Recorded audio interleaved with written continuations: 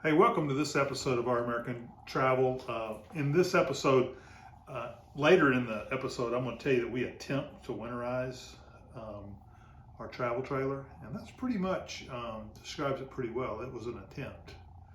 It took a couple of times, almost 3 times, to kind of get it right because we really show our rookiedom in this video. So we think we got it right. I got a 14-step or 15-step guide in the notes below, and you know, if you're looking to winterize your Grand Design or really any travel trailer, process is pretty much the same. Take a look at this video and then make all the comments where all the mistakes I made and laugh at me and stuff. It should go really well. Thanks for watching.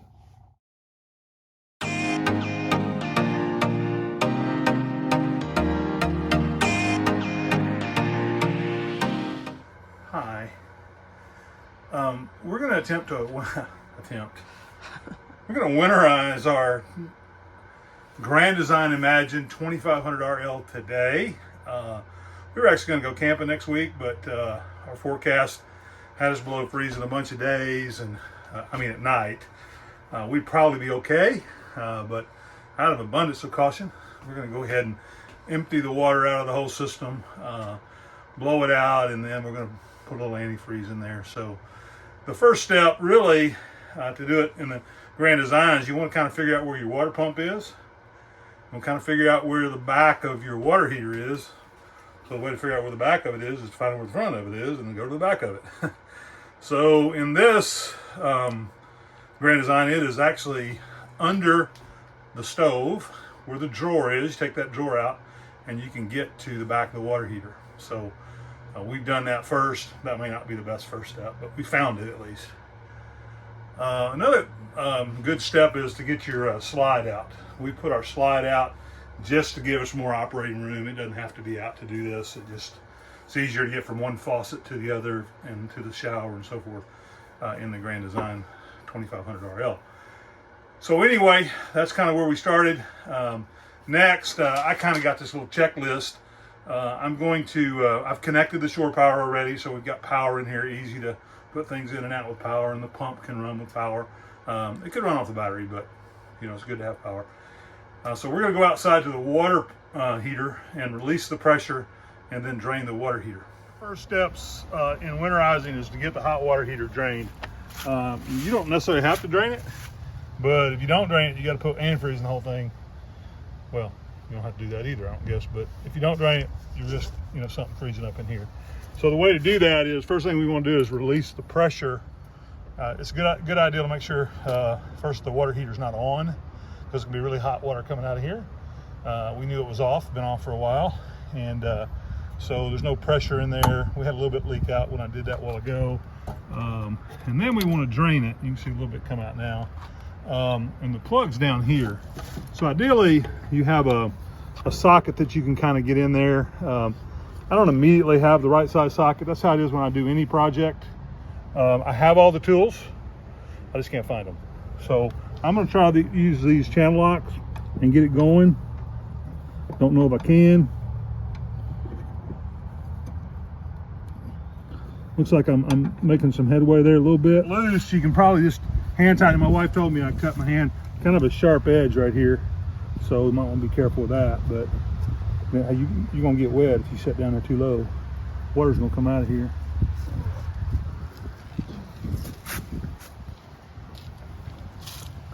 Well, it didn't come out as fast as I thought it did. There's other stuff coming out too. Yeah, there's a little bit of debris in there. Yep. But we're gonna let it come out. We're also gonna open up next. We're gonna open up the low water drain. That way, it'll help some of that come out. Well, it ain't coming out very fast. There we go. We gotta give it a little air. I forgot to give it air. Now I can't get to a low water drain because it's gonna be all wet. Sorry. Trying to. Anyway, we're gonna let that empty for a minute, and then we'll get in and get the low water drain off. I have to lay in the water to do it. Start now. Take out the low point drain plugs. I don't get down here very well. and they're kind of tight.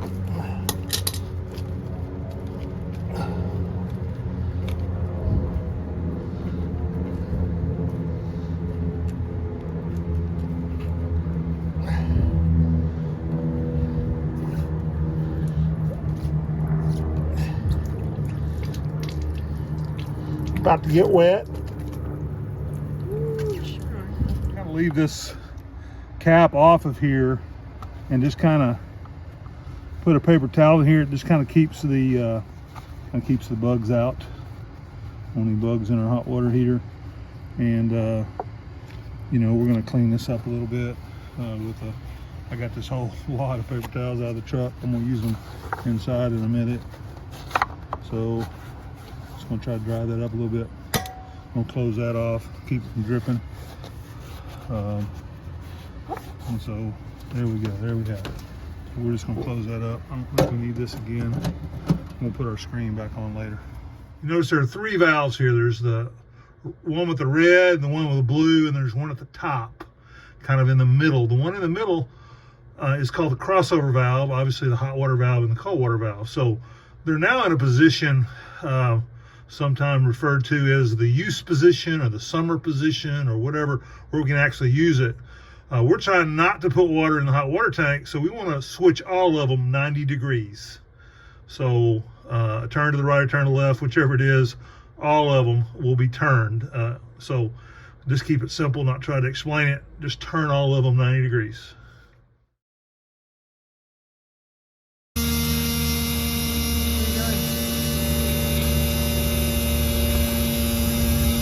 Blowing out the freshwater tank there.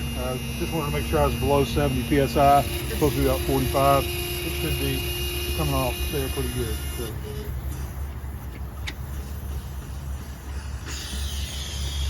Gravity fill here. We haven't used it, and there's probably not a lot of water in it, if any. But we're just going to blow it out for about 15 seconds, and I'm going to turn my pump back on. My compressor back on to get some pressure built up in there. I've only got about 20 pounds. I'm gonna get it up to 40, 45, and then blow it out.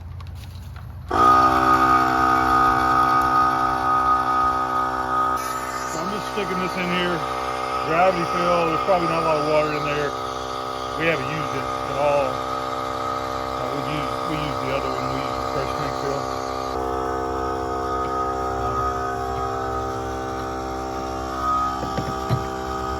Take out this little filter here. Air won't go through that real good. So just take it out, don't lose it. I'm gonna put it back in. So when we get up to about 40 psi here, I'm gonna just blow this out for a couple of minutes. It's gonna go into the black tank. You could open the black tank if you wanted to here. There's not enough air. I'm not gonna put enough air in there for it to matter. One of the last steps is to drain all your tanks. We're not going to put enough stuff in there that's not antifreeze for me to worry about that, but there'll be just a little bit of air in there just to make sure. This we've used a little bit, just want to get any water out of that is in there. So I'm going to check out my tank here. I'm at about 40 psi, so I'm just going to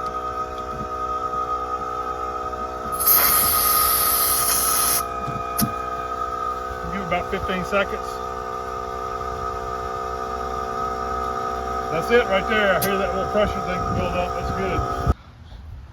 So next you got to figure out where your water pump is. And I believe it's behind this panel. I believe it so much that I've taken 7 of the 8 screws off. I'm going to take the other one off now, and we're going to reveal whether it's behind this panel in our access place here. I've seen a lot of the others that have some instructions here on this side. I'm hoping to have instructions on the inside, but I've kind of seen the instructions, so I don't really need them, but I just, you know, kind of interested to see if they're there. So I have one more screw left. This is a T1 or a T2. I'm using a T1. I think the T2 might fit. These things just kind of come off, and voila, it's behind there. Now if I can get that. There's no instructions. I've seen them on other ones. It's kind of interesting. We've got a little terminal down here. That's where the power comes from. I'm going to, one of the things that a lot of people say is to, well, I don't need to unhook the power on this because I'm going to need it to run the pump. So what you do is you find this hose that's kind of useless anywhere else. I'm going to try to get it out here a little ways. And you take, we're going to take this off the end of it eventually. It's on there pretty easy, unlike the freshwater drains. One of the things about the freshwater drains, but in case I forget, I'm going to buy some valves and put on there where they're easy to turn on and off. I don't have to put those plugs in there every time. I'll put a link down here, the ones I'm going to get. Someone else recommended it, and I'm going to get those valves. I think they're about $10 or $12 each, where you can just kind of turn them on and turn them off. So anyway, we're going to take this plug out, and we'll see some water come out a little bit. We haven't used the pump a whole lot yet. We filled our freshwater tank maybe once or twice and used it a little bit when we first got it. We hadn't used it a whole lot. So this valve's in a weird place. You'll notice right here, it's on the opposite side of that. So we want to turn that where it's in line with this wide hose, and that'll let it pump water in. So I'm gonna go ahead and turn that. Probably not gonna video it because getting my big old fat hand in there, you know, that might be a challenge in itself. As we showed you, we already found the hose here and turned the valve to where it's in the direction of the white hose. So we're just gonna, what I did was I took a couple of gallons. I probably used about 3 gallons of antifreeze according to everything I've read. Again, this is my first time to do this, and this is really a bad idea. Oh, because there's a hole in it. I'm about to cuss. Maybe not. We had a catastrophe here. We decided we would take these bottles of the antifreeze and pour it into this bucket, and that way we could just pump it all out at once rather than, well, of course, I didn't know this, but my bucket leaks. And so all the antifreeze just started going everywhere. So we put it in this little pan, which I'm not sure I'm going to pick up now, and then I put the rest of it back in this original bottle. I cut the top off. So we're going to pump it out of here and then see if we can figure out how to funnel it into here from there and go from there. We've already kind of did it in the kitchen sink. We're just going to open up the faucets. Our hot water, there's no hot water coming out of our hot water when we open it up. I don't know why that is. I guess it's because we've bypassed the hot water heater. Oh, there we go. That's pink. So that's pink. That's all we want to do is get pink antifreeze coming through. Now, I haven't done the shower or the toilet. We haven't done the shower or the toilet, but I'm going to go check the how much antifreeze is left in that bottle before I do that. I don't want to run out. So I will come back and do that. Shower. Kind of one of the hints is don't do it with it up here so you don't shoot antifreeze all over the place here. So you want to get it down here by the thing.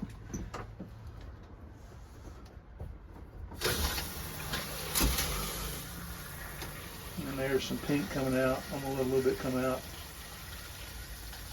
And I think we're good.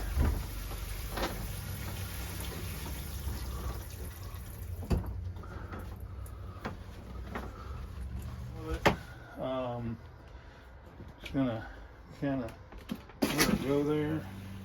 Oh, there you are. Pink. Looks like a peppermint. Peppermint patty. And we're gonna let some go in the toilet here a little bit.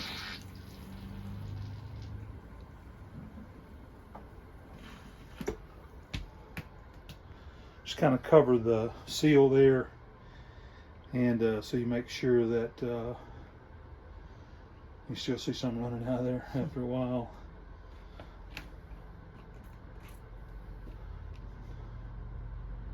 I don't know whether it's running out or whether it's the same. So I don't know. Anyway, we'll wipe it off here in just a second. Okay, so we have the spray port here. We're just going to get some water out of the spray port. We're going to have to check on something because we're not getting any water out of our hot water ports. So when I turn the hot water on here and spray, the pump doesn't come on. I turn it off, I turn on the cold, you hear the pump just kicked on, pressurized the system just a little bit, and then I'm just kind of pulling out this fan now, and you can see I got pink coming out, so it is ready to go. So I'm not sure why it's not coming out of hot. So we're gonna have to double check that with some experts.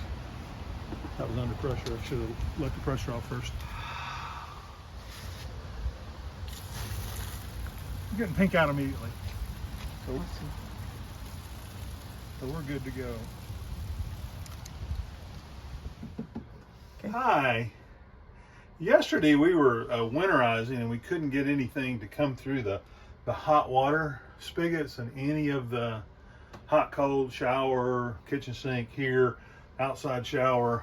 And so everything, I went back and looked at some videos and everybody got it to go through the hot. And so I did some research and people said, well, over here underneath where you set up the back of the hot water tank, there are some there's some valves down there, and you got to have them all in the certain direction. And apparently, I didn't get them all turned right, so the crossover valve was not turned correctly. So last night I came out and turned it correctly, but I didn't want to, start this process again. So now, supposedly, I've got it all right. So it doesn't work now. Maybe something else wrong. So I'm gonna turn on the pump over here.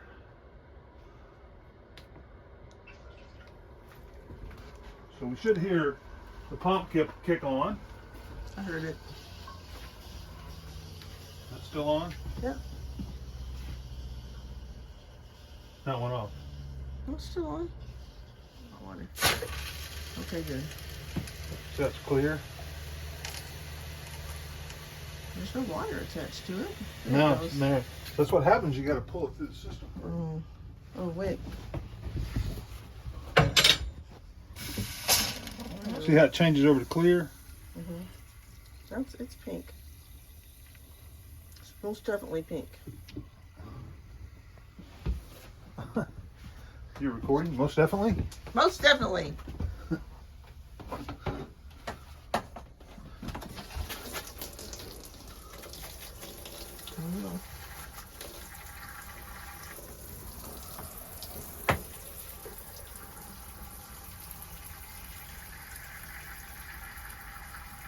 Is that pink? No, yeah, there you go. Now it's pink. I bet you we're out. Pretty close. Well, but there's no water in it to come out, so That's it true. has to be pink. That's true. So we got to clean that up Yep. with the towels, and then I'm gonna go turn the pump off. we've got the one out there, so we're going to turn the pump off. Hey, thanks for watching this episode of Our American Travel when we winterized our Grand Design. We've got, it's supposed to be 1 degree tonight or tomorrow or something like that, and so we're hoping that it works well. We're going to actually run some heat out there anyway. So thanks for coming along in this episode. I want you to tune back in for our next episode. We're coming up real soon. And as always, we'd love it if you'd like, subscribe, hit the notify button, tell all your friends, tell your friends' friends, and your friends' friends' friends. Thanks so much.